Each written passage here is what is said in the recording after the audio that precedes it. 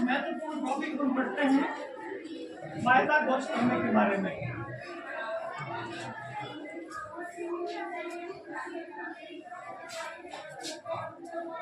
Pythagoras प्रमेय ये तकरीबन आपके 8वीं में भी था, 9th में भी है, 10th में भी है और आगे भी आपके ये आएगा।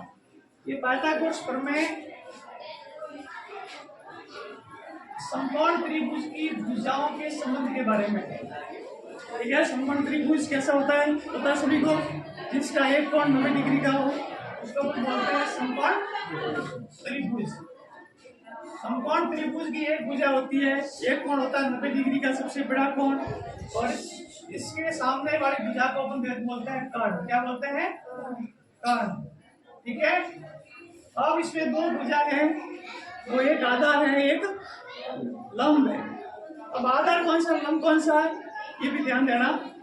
ज्यादातर अपन इसको आधार लिखते हैं और इसको अपन लिखते हैं लंब।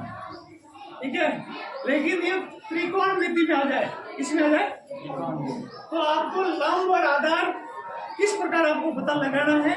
उसमें ये कोण है तो जो थीटा कोण होगा, कौन सा कोण?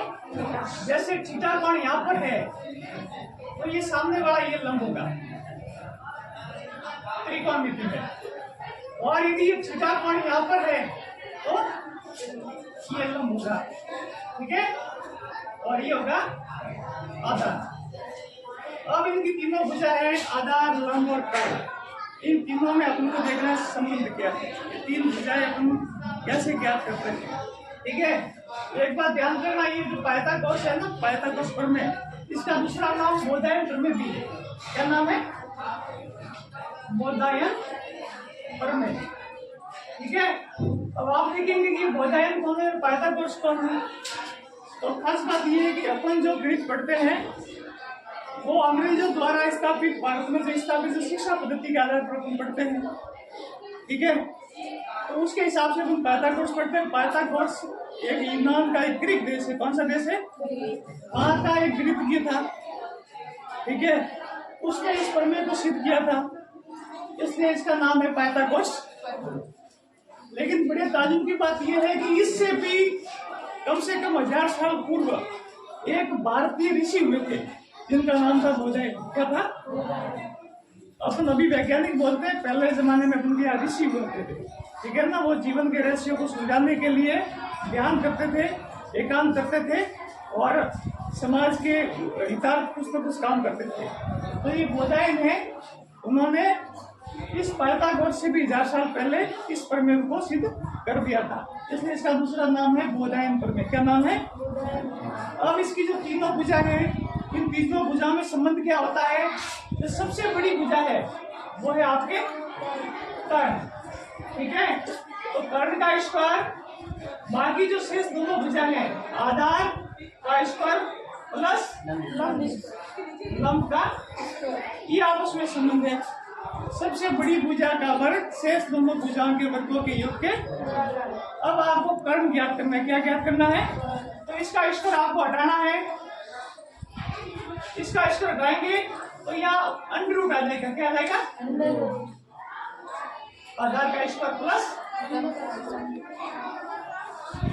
ठीक है भाई, अब आपको मान लो ज्ञात करना है आधार। क्या ज्ञात करना है? आधार। कर्ण के लिए प्लस करना है, बाकी के लिए आपको माइनस करना है। सबसे बड़ी भुजा को पहला लिखना है, जिसको हम बोलते हैं कर्ण माइनस लंब का स्क्वायर। ठीक है, इसका यदि स्क्वायर हटाएंगे तो आधार बराबर आएगा कर्ण स्क्वायर माइनस लंब का स्क्वायर का रूट कर देंगे। ठीक है, और मान लो आपको लंब ज्ञात करना है, तो लंब का स्क्वायर बराबर क्या होगा? कर्ण का स्क्वायर प्लस माइनस आधार का स्क्वायर। ठीक है, तो लंब बराबर क्या होगा? इसका अंडर रूट कर लो, कर्ण का स्क्वायर माइनस आधार का। दिमाग में बैठा? आपकी एक भुजा है इससे आगे तीनों भुजा आप ज्ञात कर सकते हैं। ठीक है, कर्ण ज्ञात करना है तो ये, ठीक है, आधार ज्ञात करना है तो ये, लंब ज्ञात करना है तो ये। जब समकोण त्रिभुज की दो भुजा दी हुई और तीसरी भुजा ज्ञात करनी है तो ये सूत्र लगेगा। कभी कभी क्या होता है कि इस पाइथागोरस की एक ट्रिक भी आती है जिसमें आपको सबसे छोटी एक भुजा दी हुई होगी, क्या दी हुई होगी, और आपको शेष दो भुजाएं ज्ञात करनी है। तो इसके लिए आप देखो, मिटा दो इसे।